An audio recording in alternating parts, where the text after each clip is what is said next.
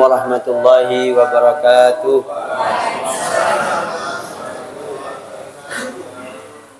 Alhamdulillahirabbil alamin. Allahumma shalli ala Muhammad wa ala alihi wa sahbihi ajmain. A'udzu billahi minasyaitonir rajim. Bismillahirrahmanirrahim. Alam nashrah laka sadrak wa wada'na anka wizraka alladhi anqadha dhahrak wa rafa'na laka dhikrak fa inna ma'al usri yusra. Inna ma'al usri yusra fa idza faragta fansab wa ila rabbika farghab. Amma ba'du, para jamaah sekalian yang berbahagia yang dimuliakan Allah Subhanahu wa taala, pada pagi hari ini kita memulai pengajian dengan membaca basmalah Bismillahirrahmanirrahim. Sesuai dengan janji saya dan untuk menutup pengajian ini, jadi baru dimulai sudah mau saya tutup ini. Maksudnya panjenengan setelah ini tidak usah dan tidak boleh bertanya lagi tentang apa riba dan apa bunga dan apa perbedaannya, sudah tidak perlu nanya lagi ya. Kalau masih nanya lagi nanti yang saya suruh jawab Pak Arif itu.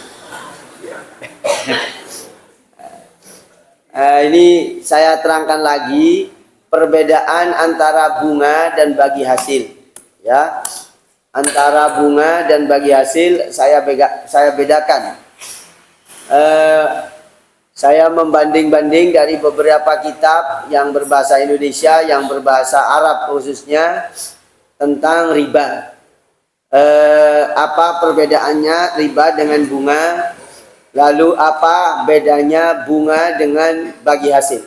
Nah, pertama saya ulangi lagi, dan ini tidak boleh nanya lagi, khususnya petugas koperasi yang biasa nanya, ibu-ibu itu ya.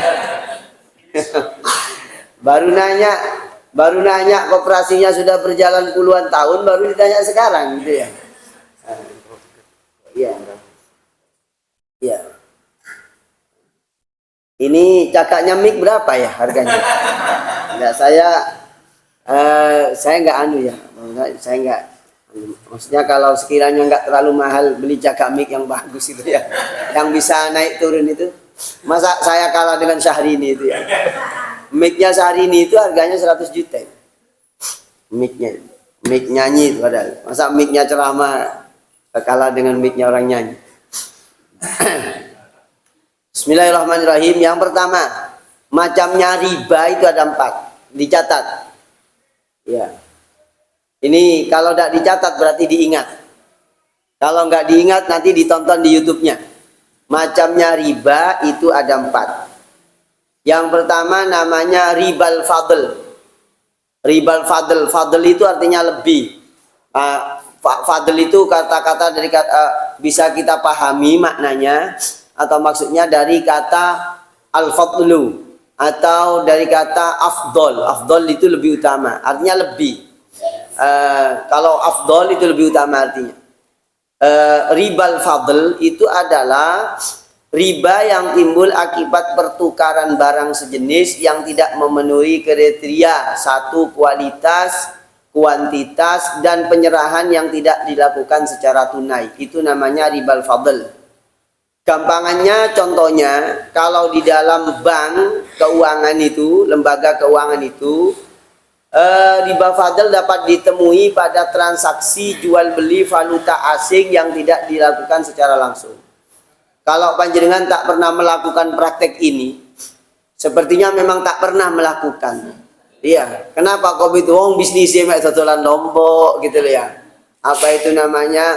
Jual beli motor, ya paling besar kayaknya mobil itu pun jarang-jarang, atau mungkin hanya beberapa orang, itu tidak tiap hari ya. Gampangannya wis, namanya barang riba itu adalah satu, barang ribawi itu ya, uang ya, apa, emas, perak, makanan itu meliputi beras, gandum, dan lain-lain.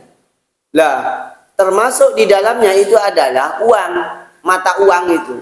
Lah kalau mata uang yang sama, maksudnya mata uangnya rupiah dengan rupiah, ditukar dan atau dalam dalam praktek yang paling umum adalah dihutang piutangkan dengan lebih, ya dengan lebih salah satunya, itu namanya riba. Titik di situ dulu konsepnya, ya.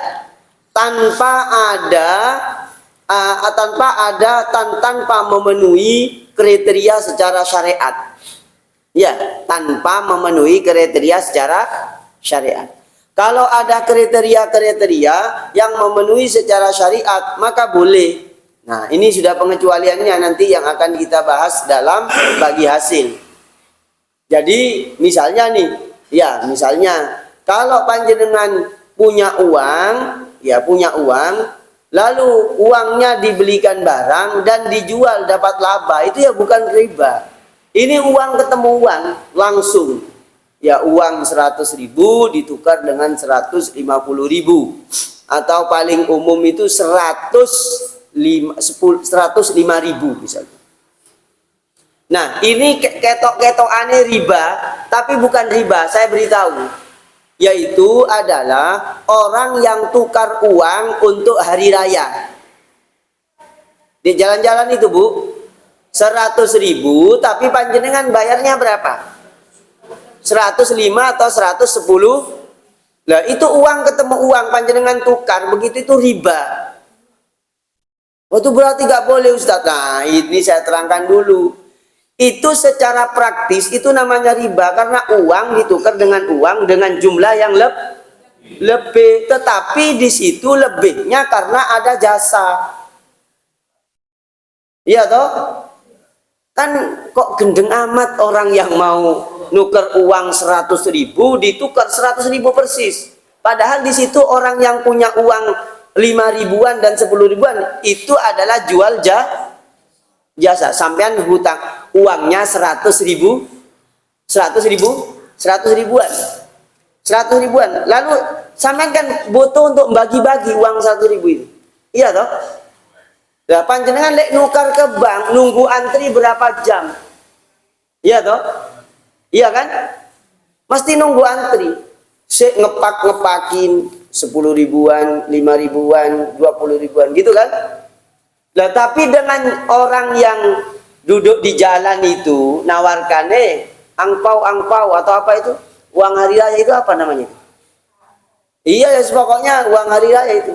Nah, sampean datang ke sana tukar uang 100.000 dengan membayar 105.000, itu panjenengan secara praktis uangnya riba. Kenapa? Ditukar lebih.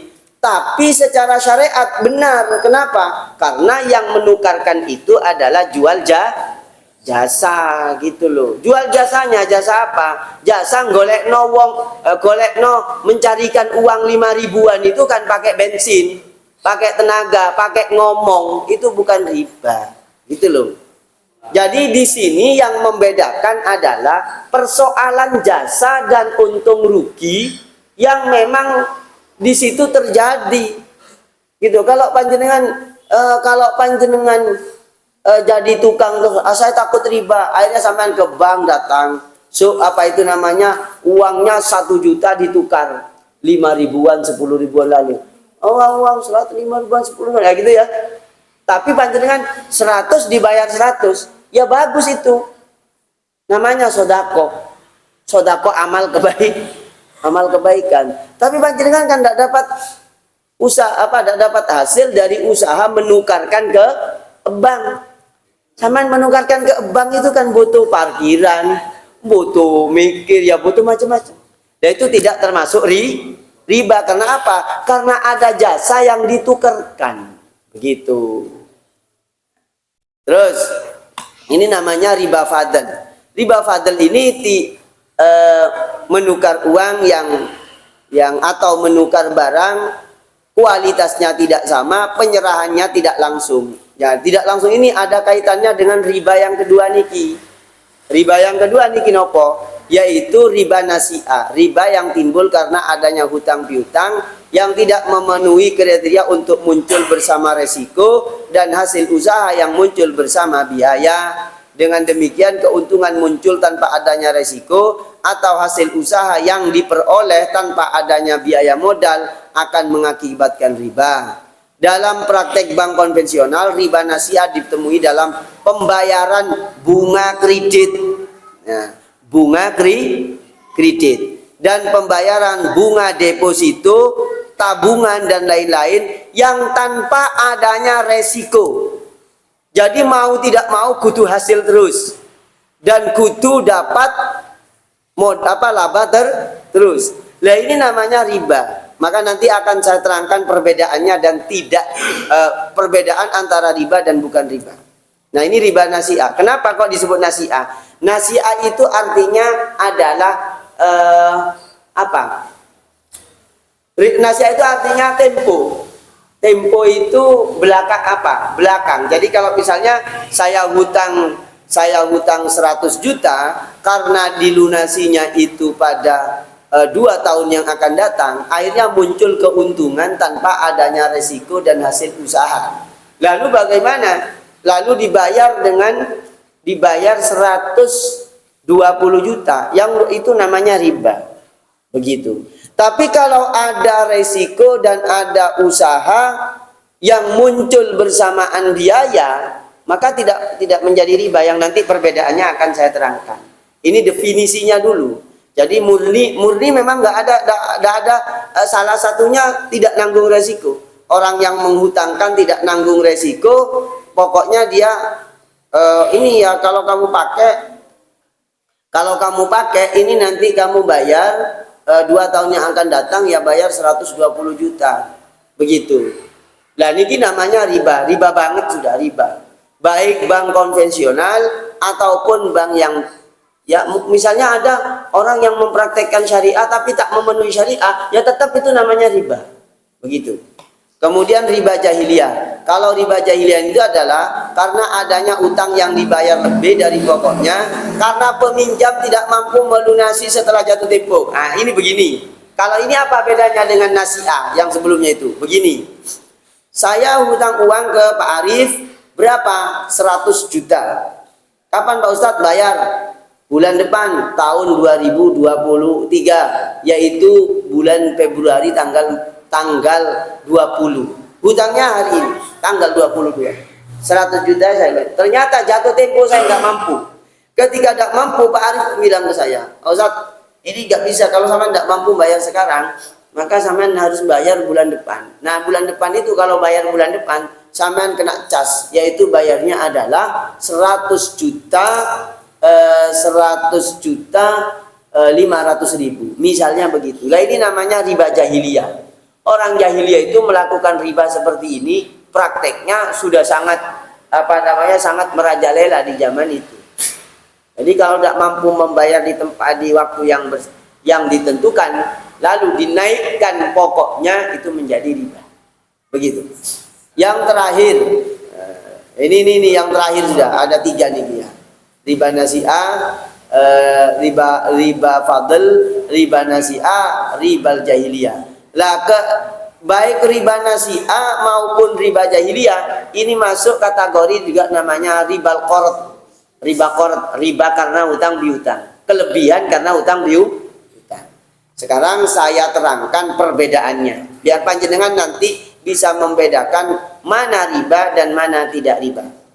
Dan nanti akan saya terangkan pula rekayasa hukum. Panjenengan tak beritahu rekayasa hukum, tapi ini makruh menurut sebagian ulama. Menurut sebagian ulama makruh hukumnya, tetapi menurut sebagian yang lain tidak. Di kitab-kitab fikih itu diterangkan rekayasa biar panjenengan tidak riba. Tapi aku nggak ngandani barang sih nggak benar. Hanya mengetahui, memberitahu caranya ini biar nggak jadi riba. Gitu. Saya terangkan dulu perbedaannya, perbedaannya. Nah, saya tulis saya tulis tabel perbedaan antara bunga bank. Bukan bunganya mekar atau bukannya ulam ya, bukan ya. Tabel perbedaan antara bunga dan bagi hasil. Kelihatan, semoga ini ada kelihatan ini. Jadi saya kembali lagi ke atas bahwa apabila jangan dipoto dulu ya. Jangan dipoto dulu. Saya terangkan ini biar ingat panjenengan. Biar ingat ini paling gampang nih untuk ingat. Riba nasiah nih. Paling gampang. Yaitu riba yaitu riba karena adanya hutang piutang yang tidak memenuhi kriteria untuk muncul bersama risiko dan hasil usaha yang muncul bersama dengan biaya. Nah, yang ini mengeluarkan orang yang mentransaksikan uang dengan cara bagi hasil. Maka perlu bagi hasil dengan bunga itu berbeda banget, tidak sama sekali, berbeda sama sekali. Maka di sini dibedakan antara bunga dan bagi hasil.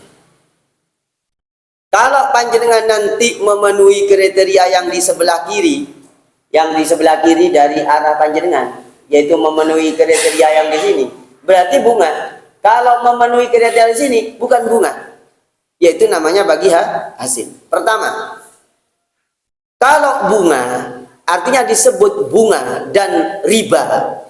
Jadi bisa disebut bunga dan riba apabila penentuan bunga dibuat pada waktu akad dengan asumsi harus selalu untung. Niki berarti riba. Kalau Pak Anang bilang kepada Pak Arif, ini uang sampean pakai. Pokoknya setiap bulan itu hasilnya gitu. Pokoknya setiap bulan hasil begitu. Itu namanya riba, wis Pak. Haram sudah Pak. Itu neraka hukumnya. Yang memerangi Allah dan malaikat nanti. Rasulullah ikut-ikut memerangi begitu. Itu riba. Kalau sudah dalam akadnya, pokoknya tiap bulan kudu sekian. Itu namanya udah haram udah. Nggak perlu diperpanjang lagi apa namanya udah riba begitu.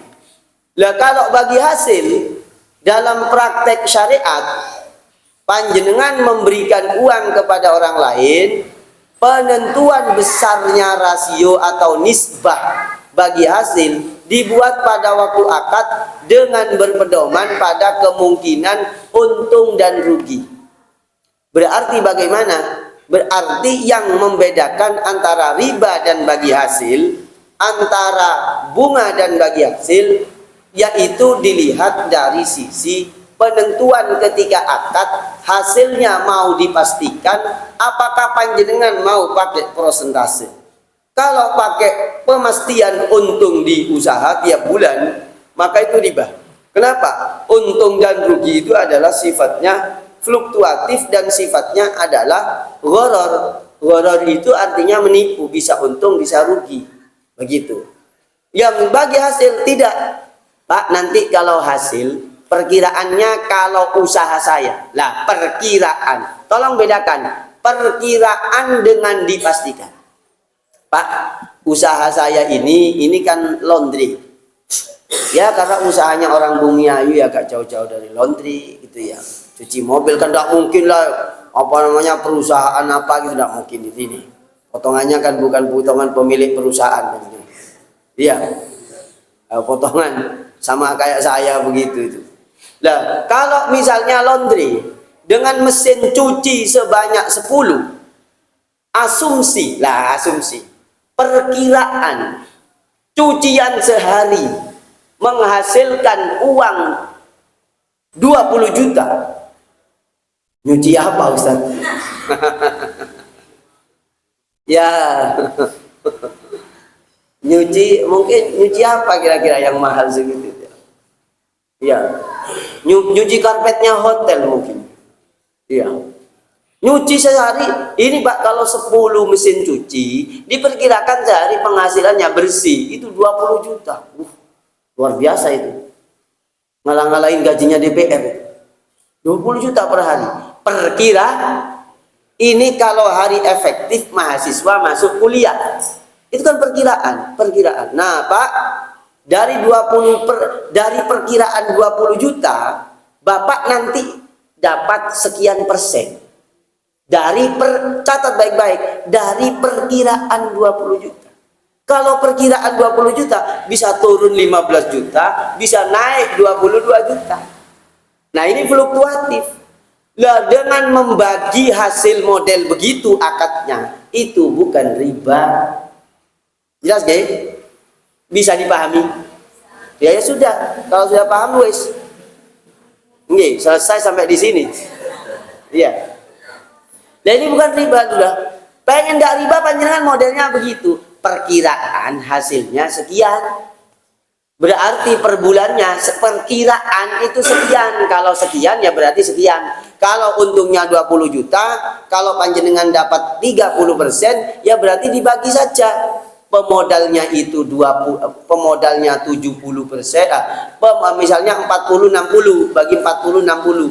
60-nya itu adalah pemodal, lalu ya 60-nya pemodal, pekerjanya itu amilnya itu 40, ya tinggal dibagi saja.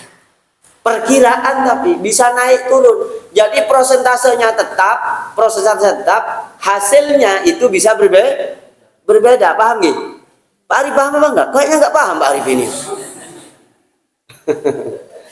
Maka kalau sudah pakai persentase, ya kalau 20 juta 40% beda dengan nanti kalau hasilnya 18 juta. Dengan demikian, masing-masing ini tidak ada yang dizolimi.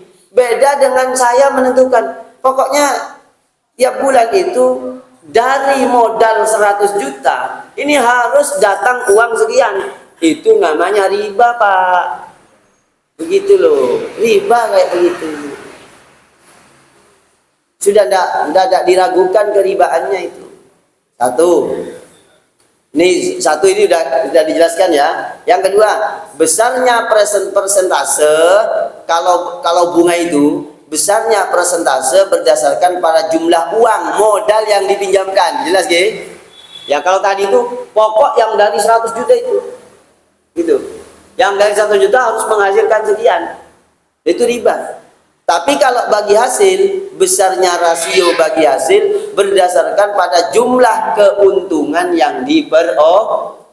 Tadi saya sudah mencontohkan keuntungan per bulan. Cak, sampean duit berapa? 20 juta. Ya, saya butuh ini. Ini saya punya mesin laundry. Cuma ada 5. Butuh uang 20 juta untuk melengkapi 20 mesin laundry. Yang per bulannya diperkirakan hasilnya itu sekian. Kalau hari efektif sekian, kalau hari pas libur sekian. Nah, sampean dapat 5% dari keuntungan yang saya peroleh. Begitu. Nah, kalau keuntungannya model begitu, itu tidak riba gitu loh. Terus pembayaran bunga tetap seperti yang dijanjikan tanpa pertimbangan apakah proyek yang dijalankan oleh pihak nasabah untung atau rugi. Kalau namanya riba, yaitu bunganya tetap jalan seperti yang dijanjikan.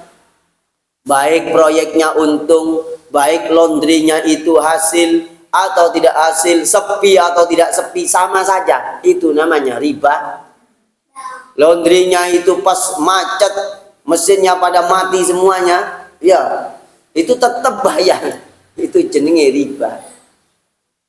Terus yang ketiga, kalau bagi hasil bergantung pada keuntungan proyek yang dijalankan. Bila usaha merugi, kerugian akan ditanggung jawab bersama kedua belah pihak. Setidak-tidaknya antara rugi itu adalah nggak dapat untung 1 bulan. Tidak dapat untung, tapi uangnya tetap. Misalnya, itu tidak riba. Begitu. Tapi kalau misalnya harus untung terus, ya enak. Iya. Sing enak sapa? Ya sing enak sing duwe-duwe. Ya yang enggak enak yang menjalankan usaha. Begitu. Terus jumlah kalau bunga. Ini bunga ya perbedaannya. Jumlah pembayaran bunga tidak meningkat sekalipun jumlah keuntungan berlipat atau keadaan ekonomi sedang booming. Ciri-cirinya riba itu adalah ya, wah lagi sukses, keuntungannya tetap sekian, pokok sekian. Tapi kalau bagi hasil, pembagian laba meningkat sesuai dengan peningkatan jumlah pendapatan. Kalau pendapatannya itu meningkat, ya bagi hasilnya meningkat. Kalau ternyata bagi meningkat tak meningkat sama, itu namanya riba. Oke, tinggal diidentifikasi. Terus yang berikutnya yang terakhir, eksistensi bunga itu diragukan. kalau tidak dikecam oleh semua agama termasuk Islam. Jadi di ajarannya kitab Taurat itu orang melakukan riba itu dikutuk oleh Allah Subhanahu wa taala. Apalagi Al-Qur'an tambah mengutuk riba banget gitu loh. Begitu. Jangan kemudian dianggap agama lain tidak mengharamkan riba. Khususnya agama Yahudi di kitab Taurat itu diterangkan tentang larangan meribakan uang. Itu, makanan dan lain-lain. Nah, sekarang saya ajari helah. Saya beritahu caranya merekayasa. Saat ini merekayasa gimana maksudnya? Ya panjenengan yang sudah terlanjur itu biar panjenengan bisa sewaktu-waktu panjenengan tidak kena riba. Gitu loh. Pakai apa caranya? Namanya pakai uang nazar. Pakai uang nazar. Begitu. Itu di kitab-kitab fikih itu diterangkan namanya babul hilah. Hilahnya barang riba biar tidak riba. Orang uang tukar uang, hutang piutang uang yang di situ dibayar lebih tanpa memenuhi kriteria tadi itu. Bisa biar tidak terjadi riba. Panjenengan nazarkan. Gitu loh. Contohnya bagaimana menazarkan itu? Yang pertama begini contoh.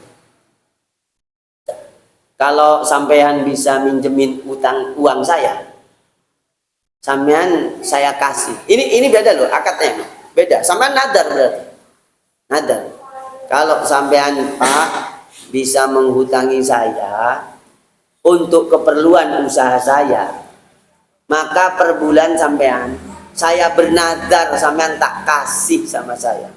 Tak kasih. Berarti hubungannya itu hubungan nadar sampean dengan Allah. Karena sampean dikasih apa hutang. Ini menurut sebagian ulama ini makruh. Kenapa? Ini merekayasa hukum. Secara hitam di atas putih ini bukan riba karena sampean nadar. Saya bilang Pak Arif, sampean kalau bisa memodalin saya mau buka usaha. Apa Pak Ustadz?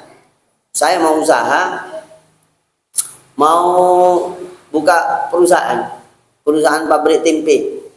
Butuh berapa modal? Ya paling tidak 20 miliar. Oh, pabrik tempe sampai 20 miliar. Kenapa? Iya, ekspor ke Jerman.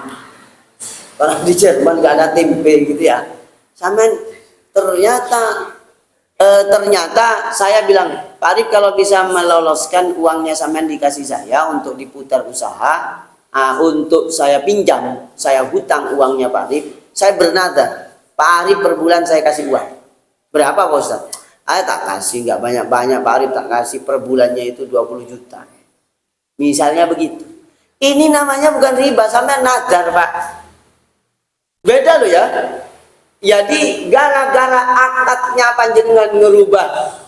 Kalau Pak Arif ngasih saya, sampean tak kasih, saya nadar, saya kasih sampean per bulan sekian. Sampai jangka waktu kapan? Sampai saya bisa melunasi.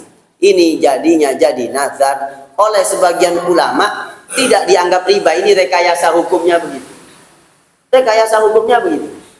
Nah, kalau demikian ini nggak jadi riba sudah. Sampean jadi satu akad hutang piutang agar meloloskan itu sampean nadar. Nadar saya kalau sampean kasih tak kasih sampean sekian. Nadar begitu ternyata dikasih sungguhan ya nadarnya harus dilakukan. Akhirnya yang sampean berikan kepada orang yang memberi piutang itu bukan riba tapi sampean melaksanakan nazar begitu. Nah itu yang dipraktekkan oleh sebagian bank syariah. Insya Allah yang sebagian yang dipraktekkan oleh lembaga keuangan itu diantaranya nazar. Itu yang pertama. Yang kedua, sebentar ya.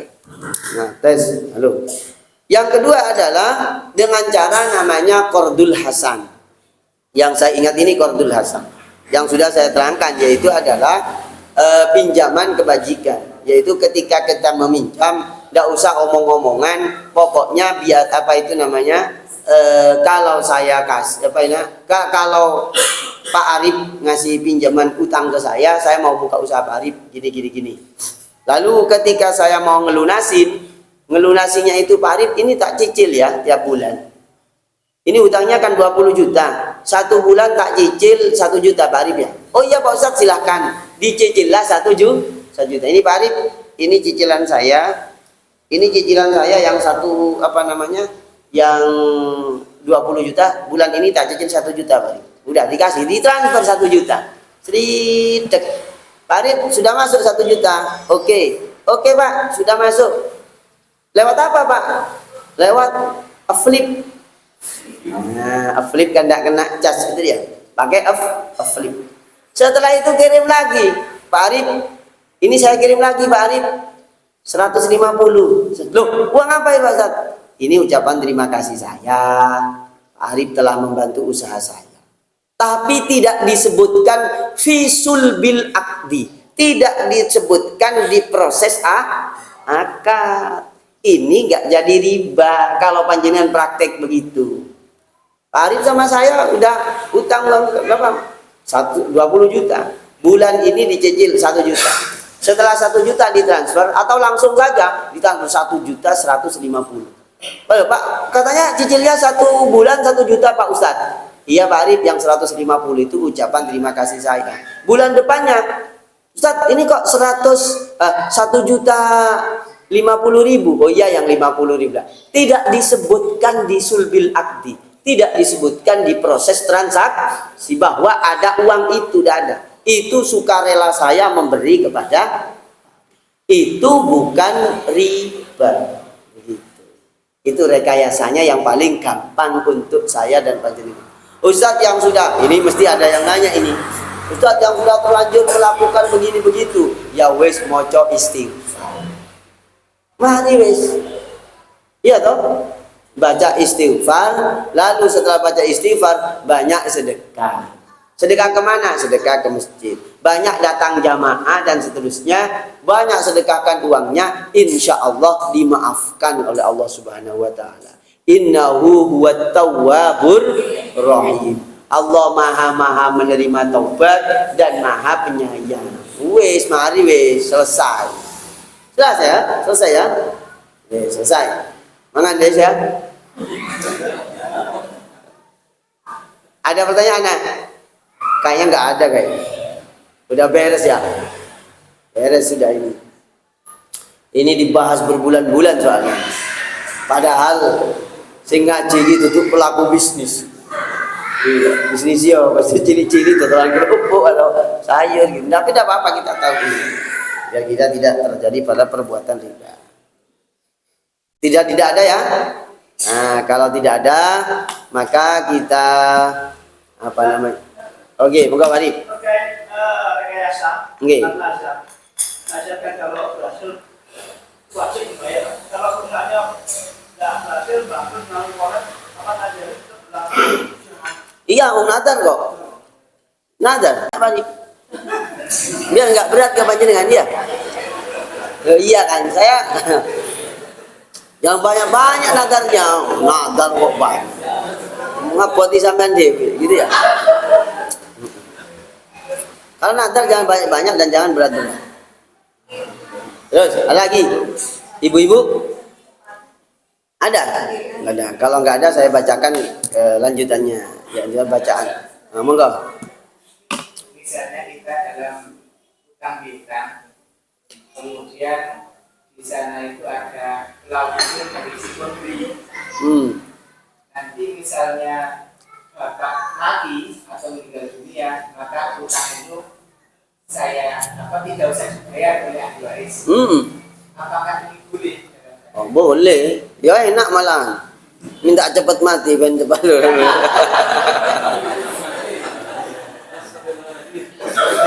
Loh, iyalah kalau pengen cepat lunas.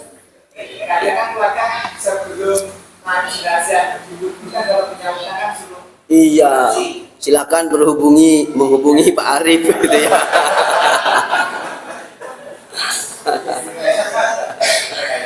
Iya, ya Pak gini, intinya hutang itu kalau sudah dibebaskan itu selesai, termasuk ditaklek, itu namanya ditaklek. Aku kok mati, nanti sampean mati Pak, utangi bebas, ya wes selesai. Mau sudah ditaklek itu boleh, gitu. Maka kalau nggak salah, saya kan pernah hutang ke bank juga itu. Iya, pakai, tapi sudah saya baca istighfar juga.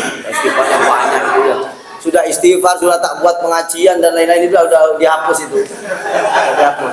Hutang rumah saya. Tapi hutang rumah itu masih ikhtilaf ulama. Sayyid At-Tantawi, Sayyid Tantawi Mesir itu berfatwa, dan ulama-ulama yang memperbolehkan bunga bank itu semuanya berfatwa bahwa bunga bank yang konvensional itu halal. Kenapa kok begitu? Karena bunga bank menentukan bunga, menentukan macam-macam resiko dan lain itu sudah diperhitungkan menurut cara ekonomi modern. Lah saya ikut yang itu, andaikan saya ikut yang mengharamkan, itu saya sudah baca istighfar gitu loh. Ya, seingat saya dulu ketika tanda tangan, andaikan kreditur ya, saya kan kreditur, debitur ya, debitur ya, saya mati, itu oleh bank kan tidak ditagih ya, kalau nggak salah lu ya, iya dianggap lunas ya, apa? Iya asuransi, karena sudah ditanggung asuransi kan. Iya, jadi di dalam hal itu sudah melibatkan berbagai macam pokok, berbagai unsur akad. Ada akad asuransi, ada akad utang piutang, dan macam-macam. Gitu, asuransi jiwa, asuransi kebakaran, asuransi kecolongan, asuransi macam-macam. Iya. Gitu, itu ada semua itu asuransinya. Ya berarti sudah selesai, yang membayar pihak asuransi. Itu ada pihak ketiga, itu boleh. Begitu. Maka yang paling aman itu, yang paling aman transaksi itu apabila punya legalitas hukum. Kalau nggak ada legalitasnya itu berbahaya. Gitu. Kenapa? Hal-hal apapun yang bisa dipertanggungjawabkan itu kalau melalui jalur hukum. Tapi kalau pribadi dengan pribadi ini susah. Nih, maunya hasil ini nanti keuntungannya sekian. Tapi pribadi, Pak Taufik sama Pak Arif. Iya. Pak Ustaz Taufik ini ternyata salah satunya itu ucul. Gimana cara nuntut? Tapi kalau pakai jalur lembaga yang resmi itu bisa disita barangnya kalau ada penyimpangan. Nah, saya terangkan lagi kepada urusan pertanyaan, apakah sah pembebasan hutang dengan cara ditaklek? Itu sah kalau mati dibebaskan hutangnya. Itu sah secara hukum, bebas. Ya. Ini kesempatan untuk cepat mati, cepat lunas. Kecuali kalau pribadi nih, oh iya, kalau masih hidup harus dibayar. Pokok masih hidup, ini. Itu saya wajib dibayar. Engkau lewat, wis gak wajib bayar. Maksudnya kalau memang ditaklek itu digantungkan. Itu. Jelas gak? Nah, ini sudah cukup ya? Jaminan.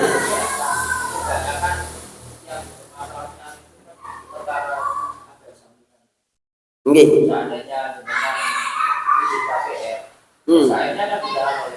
Iya.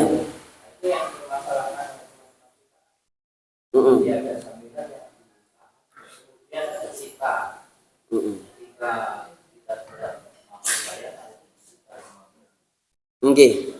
Kalau yang sita menyita itu, sita menyita dan jaminan ini berarti lain persoalan ya, lain persoalan. Jadi kalau misalnya begini, pihak bank itu mempunyai jaminan hukum, mempunyai aturan hukum yang diantaranya ketika orang tak bisa membayar itu pertama dapat peringatan.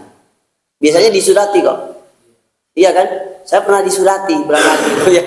Telat bayar itu disurati. Nah, itu sebagai bentuk aturan yang harus ditaati oleh pihak perbankan. Tapi ketika orang itu memang betul-betul sudah tidak membayar, otomatis memang disita. Nah, cuma penyitaan barang biasanya itu penyitaan barang tidak berjalan sepihak. Tetap melalui proses dan prosedur. Misalnya ketika memang barang saya belum pernah pengalaman disita gitu ya, saya tidak tahu ya. Cuma yang saya dengar ya, atau ada yang pernah disita barangnya? Nek ana sing tahu disita ngomong biar saya dapatin. Kalau saya mau berbicara konsep hukumnya, tapi saya nggak tahu praktisnya, itu juga tidak bisa. Cuma kalau menghukum secara materi, hukumnya tidak boleh. Artinya memberi sanksi secara materi dalam akad apapun, itu tidak boleh secara hukum. Menurut sebagian besar ulama tidak boleh. Karena praktek ini kan di zaman Nabi nggak ada. Gitu loh. Takzir bil mal itu menurut sebagian besar ulama tidak boleh. Cuma sebagian kecil itu memperbolehkan karena tidak memenuhi perjanjian begitu. Itu sebagian memperbolehkan. Kalau disita itu yang jelas hukumnya menyita barang. Insya Allah apa yang saya baca menurut kaidah hukum itu tidak boleh menyita secara tidak prosedural. Tapi kalau secara prosedural dia menyita, misalnya dilelang. Ya dilelang biasanya, bukan disita kemudian dia nggak dapat hak sama sekali. Sepertinya, coba nanti ditanya, kalau si pemilik yang disita itu masih mempunyai hak, itu secara hukum itu dibenarkan.